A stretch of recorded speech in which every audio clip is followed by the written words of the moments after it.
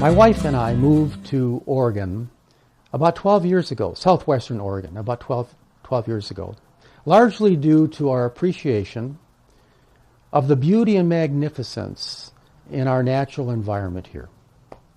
Unfortunately, Congressman Walden and his friends in Washington, D.C. have failed to protect us from the man-made causes of significant global warming and climate change. Now, what this means, to me, is that over the course of our children's lifetime, there is a high probability that our beautiful forests in Oregon will die. Isn't that terrible? You see, my friends, the environmental crisis is actually the number one health care hazard of the 21st century. Walden has done nothing to stop it. Shame on you, Walden. Shame on you for voting for the fossil fuel industry and the big oil companies. But Walden has done nothing to help the growing clean energy movement that can generate millions of jobs for everybody. Shame on you, Walden. Shame on you for opening our gorgeous Oregon coastline to the dangers, risks, and hazards of offshore drilling. Time for you to go, Walden. Time for you to go. Time for you to go.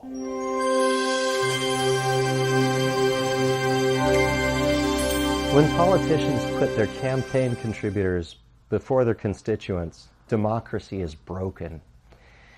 I saw this most evident when Greg Walden accepted money from communications companies, net providers, telecoms, and all of that is to say, hey, if you're a company, you should get high-speed internet.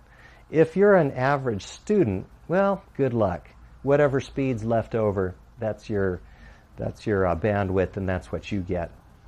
And that might be long-term the difference between my students getting their homework assignments done and being interested in being lifelong learners and not being lifelong learners. And so my question for Greg Walden is, why do you believe there should be two different speeds of internet? Why shouldn't our students be empowered to be great information seekers? Greg Walden also cut health care to the middle class. The Affordable Care Act was a wonderful piece of legislation because it resulted in everybody having skin in the game, everybody having to pay something for their insurance. Most industrialized democracies, that's the way they work. And yet, Greg made sure to try and repeal as much of that as possible and then only put health care for kids. Tell me, why, Mr. Walden, isn't health care good for kids' parents, too? Aren't parents aren't they being the ones that juggle, do I pay for my health care or do I put food on the table for my family? Help me understand that, Mr. Walden. I'm a naval veteran, and I'm here to talk about how disturbed I am by what's going on in Washington. Greg Walden has been bad in the past on environment and health care, and now he's stepped it up a notch. Since he's head of the Energy Committee, he's become Trump's lapdog, and he's doing everything against us and everything for special interests, and especially the fossil fuel industry. How many times did the Republicans vote down President Obama's jobs bill? For 8 years, every year, he presented a jobs bill to cover infrastructure, to rebuild pipelines, to help with the energy grid, and every year the Republicans voted it down. We did not need a tax break for the wealthy. We need to invest in affordable care, affordable housing, and a jobs bill. Democrats believe in investing in people. They care about people. That's why I'm a Democrat. My family has always been Democrats as far back as I can remember, and they've always been gun owners as far back as I can remember. My great-grandfather packed a gun with him in his pocket everywhere he went. My grandfather had a gun strapped under his steering wheel of his car. My dad was a pharmacy owner, and he carried quite a bit of cash around with him, and he had the keys to the pharmacy, which is something that nefarious people would like to get their hands on. And so he packed a gun with him also. So Democrats do pack guns. It's true. When I was a kid growing up, when we went to the gun store, you would see deer rifles there, bolt-action rifles, lever-action rifles, and you would see handguns, usually six-shooters.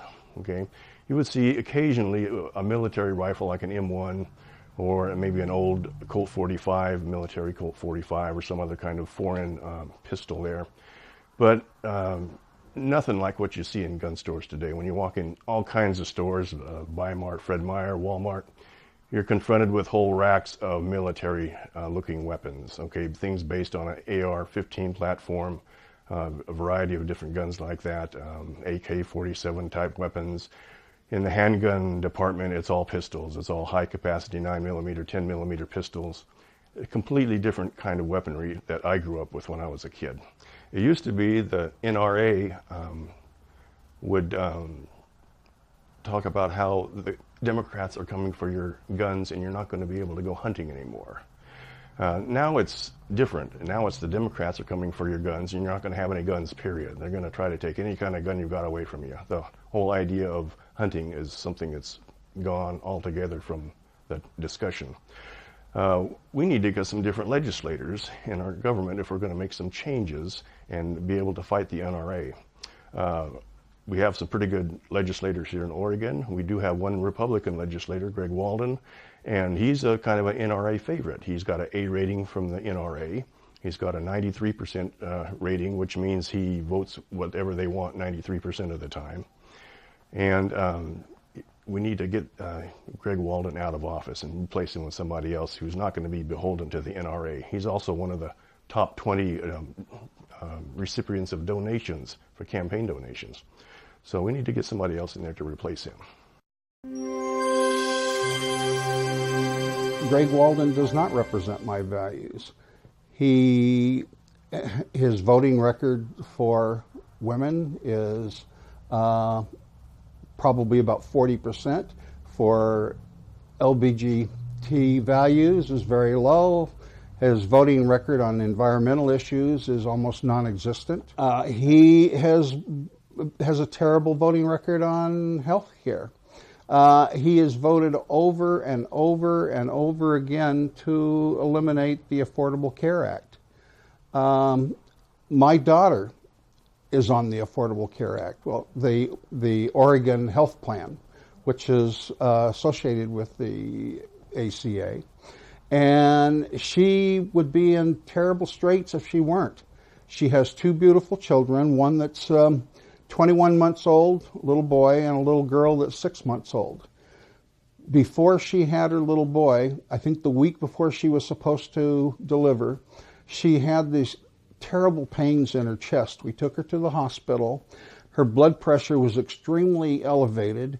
Her organs were starting to shut down, so she had preeclampsia, and so they did emergency C-section, and she stayed in the hospital for a couple days, and then she brought home a beautiful little boy. But she would have had huge healthcare costs, medical bills, if it weren't for the healthcare that was provided by the government. Walden is a person that wants to do away with this. He wants to do away with Medicaid. He wants to do away with Medicare, or at least make it something that's going to make it harder for people like you and I. And I think it's time that Walden be replaced.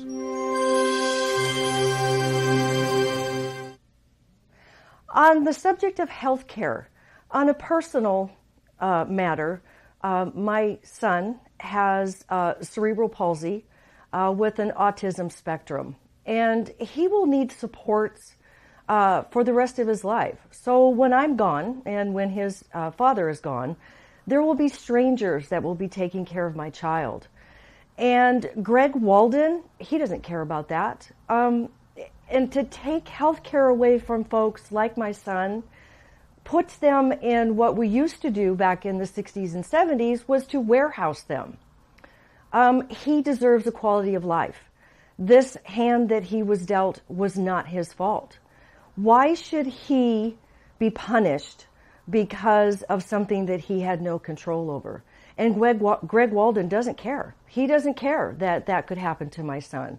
And so I'm fighting for his future, for his health care, so that he can have a quality of life. Without it, he would be stuck at home.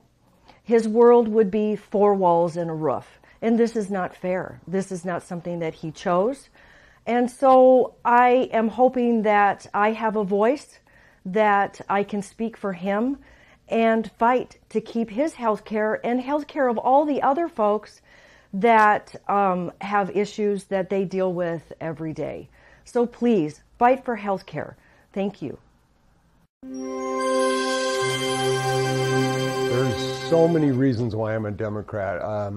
It starts with Ronald Reagan, basically, and what he did to homeless. He drove the homeless people out there. Ronald Reagan is the reason there are cardboard people on the street, folks. That's it, plain and simple. He closed mental hospitals as a California governor, and then he closed them nationwide when he became president.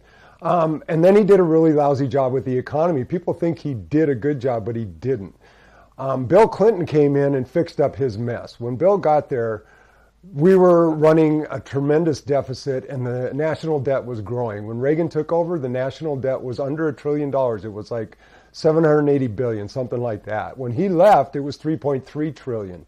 And then when Daddy Bush left, it was over $5 trillion. Well, Bill got in there and it took him a few years, but with working and being bipartisan and working with Republicans and Democrats in Congress, they managed to get bills passed to get a reasonable tax plan out there so that everybody paid an even and fair amount, and the economy grew and businesses grew and businesses did good and big businesses did good and everybody was doing good. And he devised it so that at the end of all that, near the end of his term, with 2 years to go, there was actually a budget surplus and it started paying down the national debt, folks. It was paying down the national debt. Had that been left alone when the Bush administration came in, the national debt would have been paid off in late 2011 or 2012. So imagine if we had done that, if we had let that tax plan in place and paid off the national debt. Then you can really easily go out there and make tax cuts for everybody. You can spread it more evenly. You can take less from the higher income earners. And there's right there, common sense, straightforward, plain and simple. The Democrats are better at handling money, which is, something that was not believed. It was always believed that the Republicans were better. It's just not true. And now, here we are again. Now we got another Republican in office, blowing up the debt again. They just added $150 billion a year to the deficit. So it's getting near $1 trillion again. And it's crazy. And there's one of the big reasons why I'm a Democrat. Why am I a Democrat? Equal rights for all, health care for all, for healthy communities, gun safety, not control or banning guns, and saving our planet, mostly for my grandchildren. This thing doesn't stop with us. And Greg Walden, he doesn't have our interests at heart. It's all about the money. Anything that he cares about is about money.